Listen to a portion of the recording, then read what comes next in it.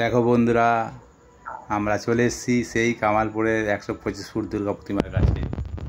দেখো, বাড়ি থেকে ট্রেনে চেপে সোজা চলে এসেছি রানাঘাট জংশন। রানাঘাটে চলে এসেছি। এবার এখান থেকে আমরা অটো বা টোটো ধরে যাব সোজা কামালপুর। চলো বন্ধুরা, যাওয়া যাক। স্টেশনের বাইরে বেরোই। দেখো বন্ধুরা, আমরা পেয়ে গেছি একটা অটো। আমরা অটোতে করে সোজা এখন যাচ্ছি কামালপুর। ড্রাইভারকে জিজ্ঞেস করলাম কতক্ষণ লাগবে, উনি বললো প্রায় 15 ঘন্টা। তবে কামালপুরটা না সম্ভবত মনে হচ্ছে একটু গ্রামই হবে, কারণ দুপাশে দেখছি রাস্তার দুপাশে জমিতে শুধু চাষবাস হচ্ছে। এই দেখো বন্ধুরা, আমরা কিন্তু চলে এসেছি সেই ভাইরাল 125 ফুট দুর্গা প্রতিমার কাছে। দেখতে পাচ্ছ, মাঠে এখনো প্রবেশ করিনি। এই দেখো, দেখতে পাচ্ছ ওই যে টুকটুক করে ঢাকের আওয়াজ কিন্তু শোনা যাচ্ছে। এই দেখো কত বড় দুর্গা, কত বড় দুর্গা, দেখেছো বন্ধুরা? তো ওষুধটা মনে হচ্ছে একটু ওপর দিকে তাকিয়ে আছে। এত বড় দুর্গা কী করে এরা তৈরি করলো, দেখতে পাচ্ছ বন্ধুরা? কত বড় দুর্গা ঠাকুর! মানে প্লেন যদি জমি থাকতো সেটা 10 কিলোমিটার দূর থেকেও মনে দেখা যেত। 125 ফুট, কি সুন্দর দুর্গা প্রতিমা। তবে এটা চাষের জমি দেখে মনে হচ্ছে কোনো চাষের জমি, তার উপরেই দুর্গা প্রতিমাটা হচ্ছে। তবে আমি একজনকে জিজ্ঞাসা করলাম এটা কি কোনো ক্লাব থেকে করছে?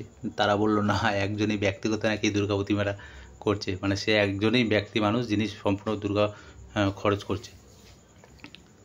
তবে মাঠের একদিকে দুর্গা প্রতিমা, তো আর একদিকে মেলা মতো বসছে, নাগরদোলনা, এমনি দোকানপাট কি সুন্দর বসছে, খুব ভালো। তবে দুর্গা প্রতিমা খুব ভালোই লাগছে। কী বলো বন্ধুরা তোমরা?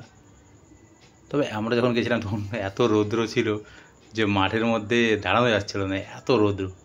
আর আমরা গেছি সম্ভবত 2 থেকে 2:30 নাগাদ হবে, কারণ বেলার দিকে গেলে গাড়ি জ্যাম ঠাম হবে, তাই যায়নি। এইবার দেখাচ্ছি তোমাদেরকে দোকানপাট। দেখো, এক সাইডে পুরো মেলার মতো দোকানপাট, কী নেই! ফুচকা স্টল থেকে, আইসক্রিম স্টল থেকে,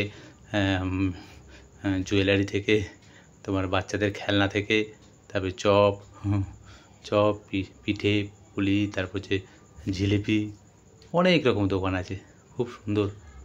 তারপর হচ্ছে এই যেগুলো খেলনা বলে, খেলনা, অনেক কিছু দোকান, পানের দোকান। তারপরে এদিকে সেই লটারি টাইপের যেসব খেলনাগুলো হয়, সেই লটারি টাইপের সেসব খেলনাগুলো, অনেক রকম দোকান আছে। এই নাগরদোলনাও বসছে, আর একটা বড় নাগরদোলনা দেখলাম, এবং টয় ট্রেনই বলে সম্ভবত, ওই ট্রেন। তবে ওই যে টয় ট্রেন আর পাশে একটা বড় নাগরদোলনা আছে। এই দেখো, চলো এবার দুর্গা প্রতিমার সামনে যাওয়া যাক, দেখাই তোমাদের সামনে দিয়ে কেমন লাগে দেখতে। চলো, 125 ফুট, দেখতে পাচ্ছ দুর্গা প্রতিমা? তবে এর আগে আমি একবার দেখেছিলাম ভিডিওতে, দুর্গা প্রতিমাটা নাকি এরকম হওয়ার পর আবার নাকি নিচে নামানো হয়েছিল, নামিয়ে আবার পরে নাকি আবার ওপরে তোলা হয়েছিল, এটা আমি শুনেছি। এটা গতবারও নাকি এরা করতে চেয়েছিল, কিন্তু এদেরকে নাকি করতে দেওয়া হয়নি, ঠিক জানি না কেন। তবে এবার কিন্তু সাকসেস হয়েছে, 125 ফুট দুর্গা প্রতিমা তৈরি হয়েছে, তাতে পুজোও হচ্ছে। এই দেখো, তোমাদের মাঠের লোকটা দেখায়, যত আস্তে আস্তে বেলা বাড়ছে আস্তে আস্তে লোকজন বাড়ছে। কারণ আমরা যখন এসেছিলাম তখন 2টা 2:30 কিন্তু বেশি লোকজন ছিল না, এখন কিন্তু আস্তে আস্তে লোকজন বাড়ছে, ঠিক আছে?